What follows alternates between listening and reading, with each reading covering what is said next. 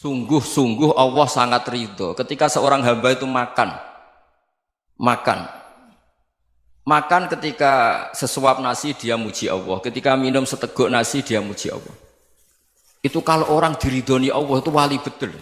Itu untuk jadi wali itu gampang, kamu makan ridho, kamu nginjak buminya Allah ridho seneng, kamu hidup keseharian aman seneng. Nah ini supaya sampean kita semua ngaji betapa panduan Rasulullah untuk menggapai ridho Allah itu banyak yang keseharian sekali. Saking kesehariannya banyak dalam hadis dan itu sahih. Nabi menyebut hal-hal yang keseharian. Hatta ma tas'alu fi fimra'atika, kamu punya uang kemudian istri kamu bisa makan itu ibadah. Bahkan sebagian ibadah itu dicontohkan Nabi yang akhirnya diprotes sahabat. Yaitu wa fi buti ahadikum sedekah, kamu menggauli istri kamu itu ya sedekah. Sampai sahabat bilang yang benar ya Rasulullah. Ayati ahaduna syahwatahu wa huwa lahu ajrun. Masa urusan biologis, urusan syahwat kemudian dia dapat pahala. Nabi menjawab, alaysa lawadu'aha fi haramin akana alaihi wisrun. Bagaimana kalau dia meletakkan ke yang tidak benar itu kan dosa. Nah, hal-hal seperti ini yang saya ingin teman-teman semua. Saya juga agak ingin ngaji demi Anda juga agak ingin. Itu dosa sekali ngaji kok pesanan kelompok tertentu itu enggak boleh. Islam itu untuk semua. Jadi ya cuma karena di depan saya jenengan ya seakan-akan jenengan korbannya. Itu ada ilmunya dalam usul fikih itu. Jadi orang itu harus ngaji usul fikih. Nama yang disebut, mungkin Mas Sufyan masih ingat zaman ngaji usul fikih. Nama yang disebut itu tidak jaminan sebagai prioritas perintah. Jadi misalnya gini, kebetulan yang di depan Nabi itu Abu Dzar. Nabi ya bilang, ya Abu Dzarin ini uhibbuka misalnya, atau ya Mu'ad ini muhibbuka, atau ya Abu Hurairah ini uhibbuka misalnya. Banyaklah riwayat yang Nabi nyebut ya Abu Dzarin, ya Mu'ad, ya Abu Hurairah. Kemudian misalnya Nabi meneruskan khitab, ini uhibbuka, saya mencintai kamu, fakul dubur sholatin, atau sebagian riwayat disebut fala tada'an la dubura kulli sholatin, Allahumma inni ala dzikrika wa syukrika wa husni ibadatik. Saya mencintai kamu, siapa saja. Mu'ad bisa, Abu Dzar bisa siapa? Saya mencintai kamu, mohon kalau habis sholat kamu jangan lupa wiridan Allahumma a'inni ala dzikrika wa syukrika wa husni ibadatik. Ya Allah, tolong kami permudah supaya mudah ingat engkau. Anda tidak bisa mentang-mentang, wong nama saya Parmin, nama saya Purnomo, itu yang diperintahkan Mu'ad misalnya. Jadi yang disebut satu, tapi khitab itu untuk siapa saja. Saya teruskan. Jadi saya mohon semua kita melakukan kebaikan itu kalau dalam kaidah fikih disebut al yakin la yuzalu bisyak. Banyak kebaikan yang kebenarannya itu 100%. Tidak punya efek samping ke pihak lain, ke kelompok lain, ke komunitas lain. Itu tadi misalnya Anda makan dan itu murah sekali, hanya butuh satu piring. Setiap punyaan kamu muji Allah, setiap minum kamu muji Allah. Itu redaksinya Rasulullah SAW disebut Allah sangat ridho ketika seorang hamba makan, kemudian dia memuji Allah. Atau minum, kemudian dia muji Allah. Logikanya gampang, negara seperti ini yang kamu harapkan bentuknya kayak apa, mertua, ipar, komunitas, tetangga. Itu nyata terjadi itu kan belum pasti. Sementara yang mesti terjadi adalah kamu butuh makan, kalau tidak mati. Butuh minum, kalau tidak mati. Butuh bumi yang nyaman ditempati, kalau tidak kita juga mati. Sebab itu Allah kalau menyebut nikmatnya itu hal-hal yang keseharian. Alladzi at'amahum min ju'. Allah itu siapa?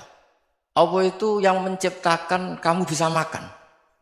Tidak berlebihan. Allah itu yang menciptakan kondisi sosial itu ideal. Zaman Nabi itu ya ada orang munafik. Orang-orang pilihan Allah itu juga diuji orang sekelilingnya yang macam-macam. Semua diuji sesuai konteks zaman dan waktu. Nah, tapi ada ibadah-ibadah yang selalu disarankan Nabi. Sampai Nabi itu pernah ditanya, ayul islami khairun ya Rasulullah, Islam terbaik itu gimana? Jawaban Nabi itu unik. It'amut to'am. Islam terbaik itu ya makan-makan, yang santai-santai. Ketika Allah menyebut beberapa kebaikan, falak tahamal aqobah wa ma adrokan Allah mal aqobah. Terusannya apa? Fakku raqobah. Terusannya apa? Au it'amun fi yaumin di masghubah. Ya itu acara makan-makan itu juga Islam. Kenapa? Ya bayangkan kalau tidak ada makanan, kita mati kan? Kondisi sosial tidak ideal itu Anda masih gak apa-apa. Tapi kalau Anda tidak makan, Anda tidak minum, Kamu punya istri cerewet masih bisa hidup, punya mertua cerewet masih bisa hidup. Tapi kalau tidak makan bisa mati. Berarti penting mana istri sama makan? Penting mana? Makan. Semoga istri Anda dengar, nanti kamu disuruh makan tapi pulang deh. Itu kalau dibahasakan makan masih memahami. Penting mana nasi satu piring dengan istri. Nggak ada nasi mati, nggak ada istri belum mati. Penting mana? Gak berani jawab kan? Nah, ternyata Anda ada garang kan di depan istri. Jadi saya mohonlah, mungkin Mas Sufyan Sauri tadi yang bisa bantulah. Teman-teman tuh ngaji yang keseharian saja. Karena kita nyari ridha Allah itu berdasar firman Allah. Dan firman Allah itu menyebut keseharian tuh riang, gampang. Yaitu tadi misalnya wa min ayatihi manamukum bil laili wan nahar. Termasuk ayat-ayat Allah itu kamu tidur. Maka dulu itu ada guyonan, ada tokoh Mu'tazilah, kelompok dalam Islam yang berpikir manusia itu bisa menentukan ikhtiarnya sendiri. Karena saya bisa duduk, ingin berdiri, berdiri. Karena kelompok ini nggak terima kalau semua kehendak Allah, nanti bagaimana kalau semua kehendak Allah kok ada hisab ya, ada sanksi. Lucunya itu dia akhirnya, ini cerita ya, mencintai seorang perempuan, cantik sekali. Dan itu dia menjadi ahli sunnah itu oleh hal-hal yang sepele. Karena istrinya cantik, ya namanya suami istri hubungan intim. Terus ditanya, Mas, masih ingin lagi? Masih. Silahkan diulang lagi. Wah ya tidak bisa. Katanya manusia bisa menentukan yang diinginkan. Itu tobat itu. Itu nggak bisa ditobatkan Mas Sufyan Ats-Tsauri. Orang cantik yang mudah nobatkan orang itu orang cantik. Segampang itu. Akhirnya kita tahu, makanya kalau dalam kitab Hikam itu disebut al-aqil mayyakul madza yaf'alu wa hubi wal ghafil mayyakul madza af'al. Orang yang punya akal karena sadar ini wilayah Allah, semua milik Tuhan. Itu dia tiap hari berpikir, besok Allah akan melakukan apa terhadap dunia ini. Kamu merencanakan suatu mau plesir, ternyata gempa. Mau wisata ke Rusia, ternyata perang. Kamu tidak pernah tahu apa yang akan terjadi besok. Wa ma tadri nafsum madza taksibu ghadan. Tapi anda semua kita ini sering punya jadwal permanen. Makanya saya kalau diundang siapa saja, sanad takdir. Yang jelas Gus ini acara penting. Ya masih acara penting nak pangeran ngersakno piye? Kok ape dadi pangeran? Kamu kok mau jadi Tuhan? Itu kadang ya kiai. Penting Gus acara ini jenengan harus memastikan bisa. Loh kamu itu yang ngajarin tauhid, sesuatu itu biadillah kok bilang-bilang apa pasti. Kalau maksa terus tak tobatkan loh kamu kata saya. Ya kalau gitu Gus bilang insya Allah. Wah itu hati saya, fisik saya, roh saya sudah bilang insya Allah. Tidak usah kamu latih kata saya. Nah hal-hal tauhid keseharian itu gampang sebetulnya. Wal ghafil yaqulu madza af'al. Tapi orang yang lupa Allah dia setiap hari bilang besok apa? Kita bisa melakukan apa? Seakan-akan dia itu aktor, dia penting, dia subjek permanen, dia. Padahal kita ini hanya objek kehendak Allah Subhanahu wa taala. Karena kita yakin sesuatu yang terjadi di alam raya ini kita tidak bisa apa-apa. Makanya saya sering ngaji, sering bilang saya, ketika Anda mensifati Allah, Dia yang menghidupkan. Sudah itu tanamkan sehingga ketika kita mati santai saja. Kenapa santai? Allah punya cara menghidupkan kita. Zaman kita hidup juga gak tahu caranya ngelola jantung, ngelola paru-paru. Kamu juga gak tahu ngelola oksigen yang tidak beracun, tidak mengandung polusi. Tahu-tahu hidup. Gak ingin tua ya tahu-tahu tua, gak ingin mati tahu-tahu mati. Selama ini kita hidup juga agak tahu apa sebetulnya. Hanya gaya tok, punya jadwal, punya planning. Kalau kamu bisa menentukan pilihan Anda, pasti Anda istrinya cantik, 4 neriman semua, qanaah semua. Nyatanya enggak kan? Ada 1 jelek, cerewet. Oh itu kan, nyatanya enggak bisa apa-apa Anda kan? Dan kamu bawa mati lagi. Itu kan istri Anda juga gitu, punya keinginan, punya suami yang ganteng, yang jabat, yang neriman, yang enggak poligami. Ya enggak kesampaian juga. Kalau kita ngitung tingkat kegagalan kita itu gagal terus. Ya kan? Nah, terus ingat Allah. Madza yaf'alu wa bi. Orang yang punya akal selalu berpikir Allah itu menghendaki apa terhadap saya. Lalu sama-sama orang ngelihat orang yang serius, itu kata Anda itu pemikir berat, serius, senang punya tokoh yang merengut tuh, karena kamu anggap serius. Tapi sebagian orang anggap orang yang serius itu wong merengut, wong masam, wong muka kok ditekuk. Jadi sama Itu hati ya muqallibal qulub tsabbit qalbi ala dini. Karena kita enggak tahu cara berpikir kita tentang orang lain, tentang sekeliling kita. Misalnya kita orang baik yang jenis ngurmat fakir miskin. Ada orang bangun masjid mewah itu janggal. Apa artinya masjid mewah kalau banyak orang kelaparan? Tapi kalau yang jenis pendidikan apa artinya masjid mewah kalau tidak bisa ngaji? Nanti yang jenis infrastruktur apa artinya ini kalau semuanya punya sudut pandang yang berbeda-beda. Dan Islam mengapresiasi semua kebaikan. Tapi katakan semua kebaikan itu adalah kehendak Allah Subhanahu wa taala. Karena apapun baik Anda itu pakai fasilitas yang diberikan oleh Allah Subhanahu wa taala. Sehingga ini yang disebut qulillah tsumadarhum fi khawdihim yal'abun. Ya kembali tadi ke tema-tema bahwa keseharian Anda ini sudah Islami. Saat Anda tidak bisa melakukan apa saja. Saya sering ada jenazah, biasanya kalau tetangga meninggal saya sering disuruh ngelepas. Saya bilang orang ini baik karena sering ngelamun di rumah, sering nganggur di rumah. Ditanya sama anaknya, kenapa Gus nganggur baik? Ya kalau dia nganggur artinya juga agak berbuat sesuatu yang maksiat kan? Ya kan? Orang nganggur di rumahnya ya tidak bunuh orang, tidak maling, tidak korupsi, ya namanya nganggur di rumah. Lah cuma istri cara pandang nganggur gak menghasilkan uang itu. Tapi juga gak menghasilkan kriminal kan? Jadi sebenarnya Islam itu makanya kalau sampai ngaji usul fikih itu ada kitab usul fikih namanya Lubul Usul, itu terkenal sekali di pesantren itu. Itu kalau ngapresiasi keseharian itu luar biasa.